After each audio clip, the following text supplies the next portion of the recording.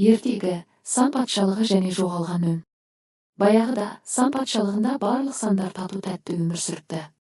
Бір күні патшалықта үлкен дүрбелең басталды, нөл жоғалып кетті. Нөл ерекше сан еді. Ол болмаса, ондықтар, жүздіктер, мыңдықтар дұрыс жазылмайтын. Мысалы, 10 саны бір болып кетер еді, ал 100 саны бір ғана болар еді. Патша екімен ханша үш барлық сандарды жинап кеңес өткізді. Біз нөлді табуымыз керек, деді. Екі онсыз есептер шатасып жатыр. Сандар іздеуге аттанды.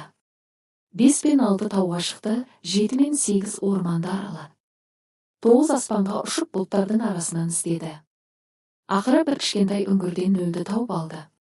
Нөл ренжіп отыр екен. Неге ренжіп отырсың, нөл? Деп сұрады бір. Ешкім мені маңызды деп ойламайды. Нөлсің ғой деп мені мазақтайды, деді нөл мұңайып. Бір нөлді құшақтап, сен болмасаң, біз үлкен сандар бола алмаймыз. 10, 100, 1000 бәрі сенің арқаңда, деді. Нөл қуанып патшалыққа оралды. Сандар оны қуана қарсы алды. Сол күннен бастап ешкім нөлді елемей қалдырмады. Барлығы оның маңызын түсінді. Ертегі соңында балаларға сұрақтар. Нөл қандай рөл атқарады? Егер нөл болмаса, 10 саны қалай жазылар еді? Ертегіде қандай сандар болды?